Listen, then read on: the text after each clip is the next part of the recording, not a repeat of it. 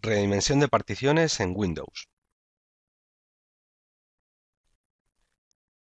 Bueno, vamos a partir del disco duro que habíamos creado en la anterior práctica, en la que habíamos diseñado 5 particiones de disco. Tres de ellas, como podéis observar, son primarias y 2 particiones son lógicas. A la hora de redimensionar el disco podemos hacerlo de varias maneras.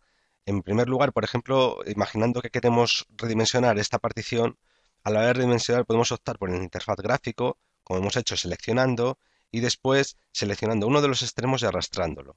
Así, de esta manera, por ejemplo, puedo redimensionar la partición de este extremo o puedo redimensionarlo de este otro. ¿Ves? En ambos casos, el espacio que me ha salido a los extremos es espacio que es espacio no asignado. No estaría asignado a ninguna partición. Si yo quiero hacer esto de forma un poco más exacta, voy a deshacer estas dos operaciones que he creado. Si quiero redimensionar la partición y hacerlo de forma un poco más exacta, hago botón derecho, selecciono el icono que pone redimensionar, mover. Y aquí puedo introducir los valores de espacio no asignado antes y después de la partición. Tengo que tener en cuenta que antes de, si yo por ejemplo aquí quisiera dejar un espacio de 100 megas, veis que aunque escriba aquí 100 megas, como el tamaño de la partición es 500 y no hay espacio libre a ambos lados de la partición, cuando salgo de ese campo me lo deja a cero. Y que si aquí decidiera quitar esos 100 megas, por defecto me los carga al final de la partición, que es donde normalmente se suele dejar espacio disponible. Así, por ejemplo, si ahora aquí lo que quiero es cambiar y decir no, el espacio este de 100 megas no lo quiero aquí, sino que lo quiero aquí, simplemente pondría este valor a cero y veis cómo se me pasa los 100 megas para el otro lado. Si quiero, puedo incluso abrir espacio por ambos lados. De manera que si, por ejemplo, quisiera dimensionar la partición que ya antes tenía y dejarla a 296, podría incluso dejar espacio libre por un lado o por el otro. No hace falta que los espacios sean iguales. De hecho, ni siquiera hace falta dejar dos espacios, podríamos dejar uno solo, que eso es lo que se suele hacer normalmente. Insisto en la situación que todo el espacio que redimensionemos de la partición cuando la hacemos más pequeña, ese espacio que queda no asignado, no está asignado a ninguna partición.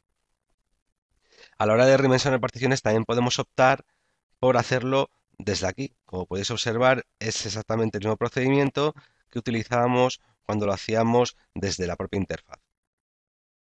¿De acuerdo? Entonces vamos a dejarlo como lo teníamos a 100. Si vemos que veis como no es muy sencillo, ponemos esto a 100, dejamos esto en 296 y esto lo volvemos a poner a 100 y ya está.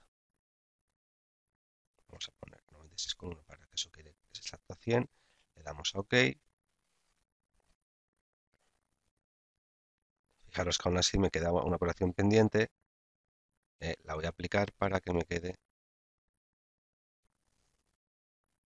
Estamos haciendo la operación de redimensionamiento de la partición. La partición conserva la letra, conserva el carácter de la partición, conserva la etiqueta, pero la partición cambia de tener casi 500 megas a tener 300 megas. Hay que tener en cuenta que si estas particiones tienen datos y fuera espacio ocupado, no podríamos redimensionarlas. Es decir, solamente podemos redimensionar particiones hasta un tope que sea el espacio libre que tengan las particiones. En las particiones, si esta partición no tuviera esos 200 megas libres, no podíamos redimensionarlo. Bueno, ya está terminando de hacer las operaciones de redimensionamiento.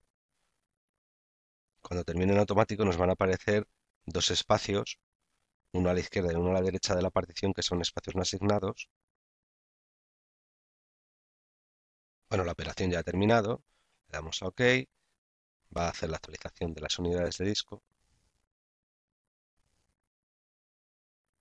y veis como aquí tenemos dos particiones no asignadas que también nos aparecen aquí, que por defecto nos aparecen que son particiones lógicas porque recordad que el cupo de particiones primarias ya eh, lo hemos sobrepasado con las tres particiones lógicas. No podríamos crear una cuarta teniendo la lógica ahí. Este espacio no asignado, en este caso, por ejemplo, este espacio no asignado que tenemos aquí, podemos asignárselo a las particiones adyacentes. Es decir, Estos 98 megas se los puedo asignar tanto a la partición que tengo a su izquierda como a la partición que tengo a su derecha. Y lo mismo me sucede con estos 98 megas, que puedo asignárselos tanto a esta partición como a esta partición. En el caso, en este caso, si quiero asignar estos 98 megas a esta partición, deberé seleccionar la partición y bien redimensiono desde aquí, o bien lo hago a través de botón derecho redimensionar. Veis como el espacio de 98 megas adicional que tengo después de la partición me aparece disponible para que yo pueda redimensionar la partición. Lo mismo me sucedería de este lado.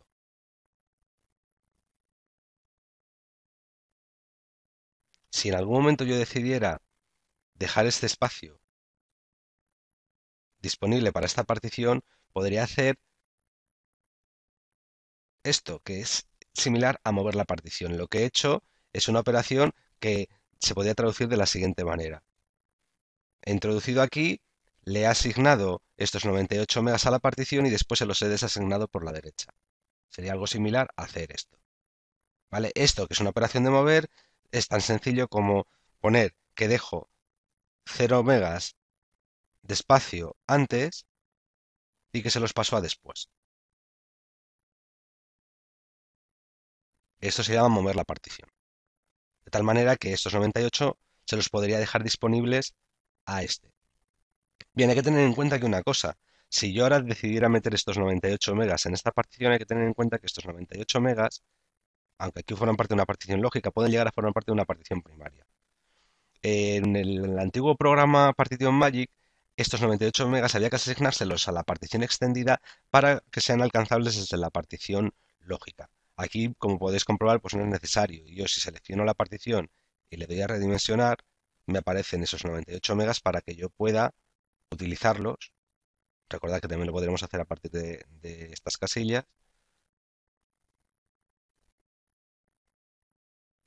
Y de esta manera 200 megas de esta partición han quedado asignados 100 a uno y 100 a otro. Estos valores no son exactos porque hay parte del espacio de la partición que se utiliza para labores de información de la prueba de partición. Quedarían aplicar los cambios.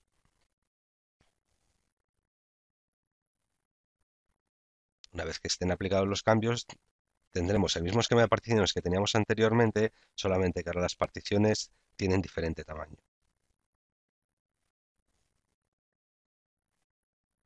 Bueno, he tenido el vídeo hasta que se ha completado el proceso. Ahora me aparece el mensaje de que las tres operaciones se han ejecutado satisfactoriamente. El programa va a actualizar el esquema de particiones del disco y cuando lo haya hecho me eh, accederé a la administración de discos del sistema operativo para comprobar que efectivamente el esquema de particiones creado también se refleja desde aquí.